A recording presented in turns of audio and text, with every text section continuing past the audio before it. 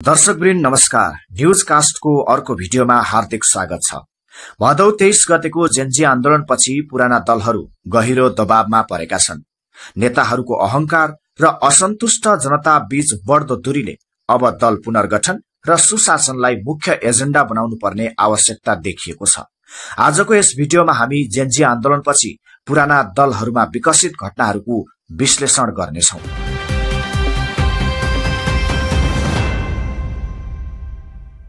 नेपालको राजनीतिमा प्राय दुई किसिमका अभ्यास देखिन्छन्। कहिले नेताले आन्दोलन जन्माउँछन् भने कहिले आन्दोलनले नेता जन्माउँछन्। तर दुवै अवस्थामा मूल असन्तुष्टि भने शासकीय शैलीमै केन्द्रित हुन्छ। नेपालको राजनीतिक इतिहास यसैको प्रमाण हो। 2007 सालको प्रजातान्त्रिक आन्दोलन, 2046 सालको बहुदलीय व्यवस्था, 2072 सालमा शुरू भएको माओवादी सशस्त्र संघर्ष, 2062-63 को जनआन्दोलन, मधेस आन्दोलनका विभिन्न चरणहरू, 2072 सालको संविधान जारी भएपछि उठेका असन्तुष्टि र टिकापुर घटना, यी सबै आन्दोलन कुनै न कुनै पार्टी, संगठन वा नेतासँग जोडिएका थिए। उठान र समापन दुवैमा राजनीतिक शक्तिहरूको निर्णायक भूमिका थियो।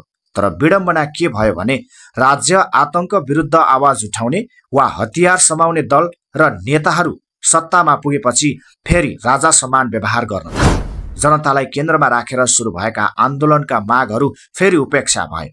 जनताले पटक पटक अवसर दिए पनि दलहरूबीच दूरी बढ्दै गयो। असन्तुष्टिलाई सम्बोधन गर्नुभन्दा नेताहरूले उल्टै जनतालाई अराजकतासँग तुलना गर्न थाले। यसै सन्दर्भमा भदौ 23 को जनविद्रोह एक निर्णायक मोडको रूपमा आएको छ।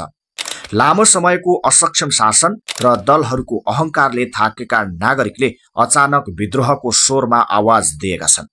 यस आन्दोलनले पुराना ठूला दल र नेताहरूलाई झट्का मात्र दिएन, बरु उनीहरूको भूमिकालाई प्रश्नवाचक चिन्ह पनि खडा गरिदियो।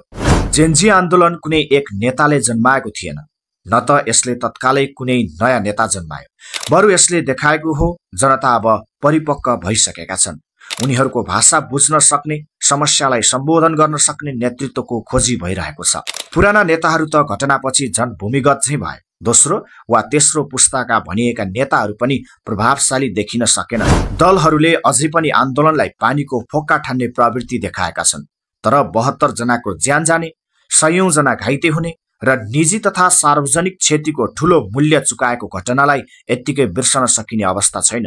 नेपालका प्रमुख दल कांग्रेस, एमाले, माओवादीदेखि नयाँ दलहरूसम्म सबै नेतृत्व केन्द्रित बनेका छन्। गुट उपगुटको राजनीति, अध्यक्ष मात्रै केन्द्रित शक्ति, पार्टीलाई प्राइभेट कम्पनी झैं सञ्चालन गर्ने प्रवृत्ति अझै पनि जीवित छ।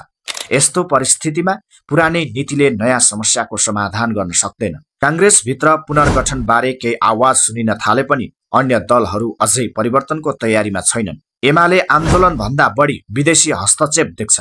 माओवादी अझै अध्यक्ष प्रचण्डकै नेतृत्वमा अड्किएको छ। अन्य नयाँ दलहरू पनि शैलीमा पुरानै जस्ता देखिएका छन्। यदि यी दलहरूले तत्कालै आत्मसमीक्षा गरेर पार्टी संरचना र नेतृत्वलाई नयाँ ढंगले पुनर्निर्माण गरेनन् भने आगामी निर्वाचनमा तिनलाई उठ्नै नसक्ने गरी ढल्ने खतरा छ। ढल्ने खतरा छ।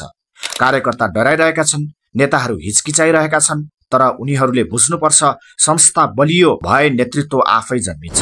भर्खरको सुशीला कार्की नेतृत्वको सरकारले यसको उदाहरण दिएको छ। जेन्जी आन्दोलनको मुख्य माग भनेको सुशासन हो। दशकौंदेखि गठबन्धनको नाममा भ्रष्टाचार, घोटाला र अनियमितता दोहोरिँदै आएको छ। चाहे कांग्रेस एमाले सरकार होस्, माओवादी एमाले गठबन्धन होस् वा अन्य संयोजन, घोटालाहरूको अन्त्य भएको देखिएको छ। तर अहिले बनेको सरकारप्रति भने जनताले केही आशा राखेका छन्। प्रधानमन्त्री सुशीला कार्की, गृह तथा कानून मन्त्री ओम प्रकाश अर्याल, अर्थमन्त्री रामेश्वर खनाल र ऊर्जा मन्त्री कुलमान घिसिङ जस्ता अनुहारलाई नागरिकले बेदाग र साहसी मानेका छन्। उनीहरूले देखाएको ट्र्याक रेकर्डले कम्तीमा सुशासनको सुरुवात गर्ने सम्भावना देखाएको छ। जनताको चाहना स्पष्ट छ, चाँडै चुनाव होस्, ताजा जनादेश दिइयोस्, सुशासनको बाटो पहिल्याओस्। तर यो बाटो पुराना नेताहरूले स्टियरिङ समाउने क्षमता गुमाइसकेका छन्। नयाँ पुस्ताले पनि यदि पुरानै ढाँचामा अड्केर बस्छ भने जनता फेरि अर्को आन्दोलन मार्फत नयाँ विकल्प खोज्नेछ। नेपालको लोकतन्त्र अहिले निर्णायक मोडमा उभिएको छ। दलहरूले पुराना गल्ती स्वीकार गरेर पुनर्गठन गर्न सके लोकतन्त्र बलियो हुनेछ। नत्र अहंकार र असक्षमताले दल आफै ढल्नेछ। लोकतन्त्रलाई जोगाउने जिम्मा केवल जनतामै रहन्छ, तर दलहरूले आत्मसुधार गरेर जनताको विश्वास जिते मात्रै संविधान र लोकतन्त्र सुरक्षित रहन सक्छ। हस् त आजको भिडियो यति नै। अर्को भिडियोमा नयाँ विषयवस्तुका साथ हाम्रो भेट हुने नै छ। बिदा दिनुहोस्। नमस्ते।